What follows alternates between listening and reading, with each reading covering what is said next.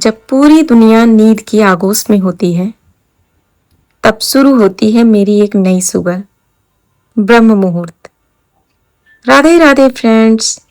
सुबह के ठीक 4 बजे यह वो वक्त है जब सृष्टि में सबसे ज्यादा सकारात्मक ऊर्जा होती है और इसी ऊर्जा के साथ मैं उठती हूँ अपने परिवार के एक नए दिन को खूबसूरत बनाने। घर की सफाई मेरे लिए सिर्फ एक काम नहीं है, यह एक तरह का ध्यान है। सुबह सुबह घर के कोने कोने से धूल के साथ साथ सारी नकारात्मक को बाहर निकालना और इस घर को पवित्र करना मेरी रोज की आदत है। आप में से बहुत से लोग पूछते हैं, दीदी आप थकती नहीं हो, इतना सब कुछ अकेले कैसे करती हो? मैं बस इतना कहूंगी कि जब आप अपनी सुबह सुधार लेते हैं तो आपका पूरा जीवन सुधर जाता है। ब्रह्म मुहूर्त में उठने से मुझे वो एक्स्ट्रा वक्त मिलता है जो मुझे अपने और अपने परिवार के लिए चाहिए। अकेले काम करना मुश्किल लग सकता है, पर जब आप हर काम को एक जिम्मेदारी नहीं बल्कि एक सेवा समझकर करते हैं तो थकान की जगह चेहरे पर मुस्कान आ जाती है। मानते हैं कि नहीं, ये मुझे कमेंट में ज़रूर बताइएगा। एक चीज़ बताएं आपको, आज मैं जैसे ही सुबह उठी उसके ठीक 5 से 10 मिनट बाद मेरी बिटिया आज उठ गई है, जो कि अक्सर उठती है बीच में, ऐसा नहीं है, काम थोड़ा लेट भी हो जाता है, लेकिन सुबह उठने का यही फ़ायदा है कि वो सब कवर हो जाता है, पता ही नहीं चलता। तो यहाँ मैं थोड़ा सा इसको दुलार कर रही हूँ ताकि ये फिर वापस सो जाए। लेकिन ये पूछ रही, मम्मा सब लाइट जला के आप इतनी सुबह क्यों उठ गई हैं? क्योंकि ये मुझे देखती ही नहीं सुबह उठते वक्त। ये जब भी उठती है तो मैं इसको सुला देती हूँ, दूध वगैरह पिला के बहका के सुला देती हूँ, बट आज पीछे पीछे चलेगी पूरा जब तक मेरा काम होगा। तो यहाँ मैं पानी लेके जा रही थी, वो पूछ रही थी मम्मा मैं वाइपर लाऊं, तो वाइपर भी ला के दे दी, तो मेरा काम हो गया। बेटियां रहने से बहुत फ़ायदा होते हैं, जितना कहो उतना दौड़ दौड़ के काम करती हैं। अभी तो बहुत छोटी है बट फिर भी बहुत हेल्प कर देती है, जैसे कि पानी पी के ग्लास रखना, और कुछ नाश्ते वगैरह अगर खा रही है तो बोल दो बेटा किचन में रखाओ तो वो रखाएगी। और सबसे ख़ास बात, पापा आए हैं तो दौड़ के उनके पास जाकर उनकी सारी चीज़ों को एक एक करके रखना, उनको पानी देना।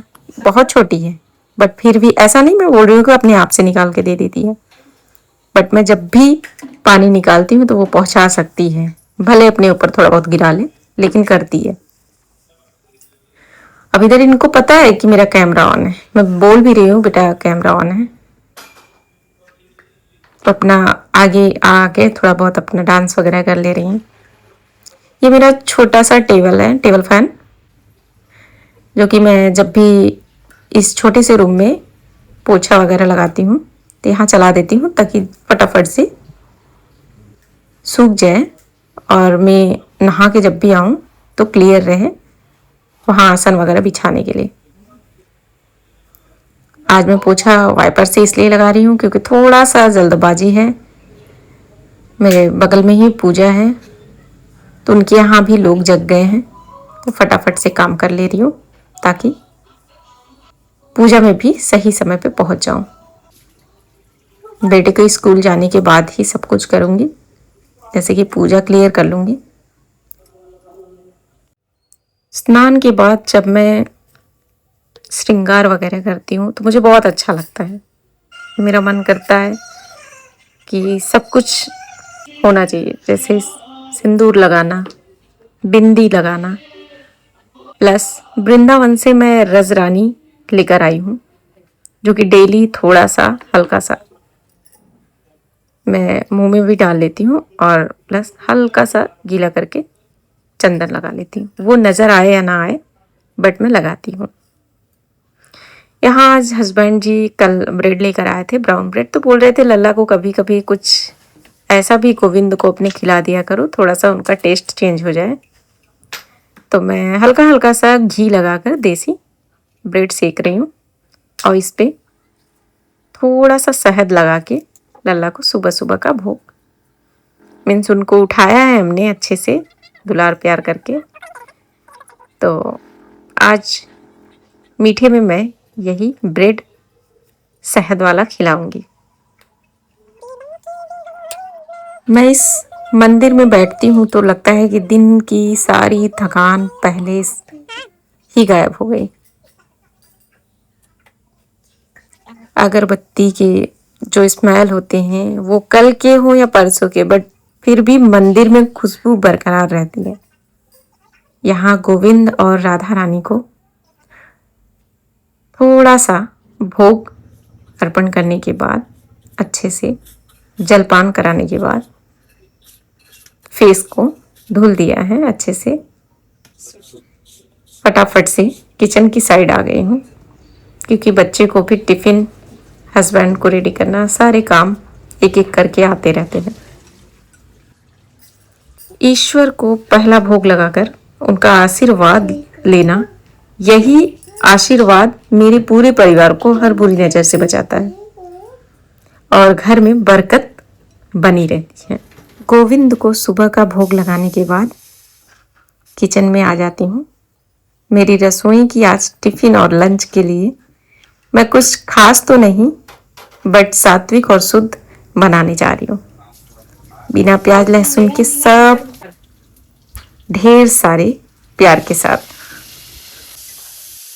यह बन रहा है मेरे बच्चे का टिफ़िन और लल्ला का भोग, प्लस हस्बैंड जी के लिए भी। एक माँ के लिए इससे बड़ी खुशी क्या होगी कि उसका बच्चा घर का बना शुद्ध और पौष्टिक भोजन खाए। टिफ़िन पैक करते वक्त मैं हमेशा दिल में भगवान का नाम लेती हूँ ताकि यह भोजन बच्चे को अच्छी सेहत और बुद्धि प्रदान करे। थोड़े से तेल में जीरा, हरी मिर्च, आलू, हल्दी, नमक, टमाटर, थोड़ा सा गरम मसाला, बस बन गया सात्विक। और आपको क्या चाहिए? कभी इस तरीके के भोजन रेडी करके पाइएगा ज़रूर, बहुत ही स्वादिष्ट लगते हैं। अगर आपके घर में गोविंद है तो प्रसादी बना के ज़रूर पाइएगा। मीन्स पहला भोग उनको, उसके बाद आप उस भोग को पाइए, बहुत ही स्वादिष्ट लगता है।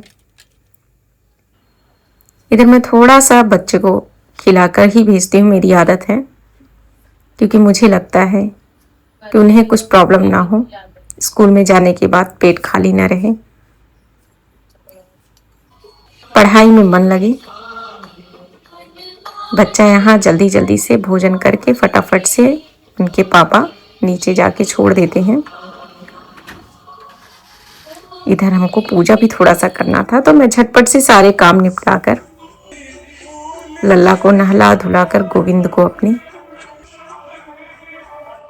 थोड़ा थोड़ा करके सारी क्लिप लेके मैं दिखा देती हूँ आपको। ये हमारी दहलीज पूजा, गेट पे हमारे राधे राधे, कृष्ण वासुदेवाय, हमारी तुलसी मैया महारानी और हमारे लाला का भोग, सब कुछ तैयार है। और पूजा पाठ करने के बाद मैं आपको थोड़ी सी क्लिप दिखा रही हूँ क्योंकि बहुत समय लगता है और वीडियो बनाना भी थोड़ा सा मुश्किल लगता है। अगर आप कहेंगे तो कभी वो भी कोशिश किया जाएगा। तो यहाँ हमारे बगल में जो पूजा थी तो हम फटाफट से आ गए हैं यहाँ भी प्रसाद पाने के लिए। अगर कोई भी आपको पूजा पाठ में बुलाया है तो इससे खुशनसीब आप हो ही नहीं सकते। जाना वहां बहुत जरूरी है। 2 काम छोड़ के जाइए, बट जाइए। और यहाँ मेरा क्या लगता है, सोचिए आपको मेरा यह 4 बजे का रूटीन, मेरी छोटी सी दुनिया कैसी लगी, मुझे कमेंट में ज़रूर बताना। अगर इस वीडियो से आपको थोड़ी सी भी प्रेरणा मिली हो तो वीडियो को लाइक, शेयर, सब्सक्राइब ज़रूर कीजिएगा। मिलते हैं अगले ब्लॉग में, तब तक के लिए राधे राधे फ्रेंड्स। ये प्रसादी मेरी लाली जो अपने घर ले आके खा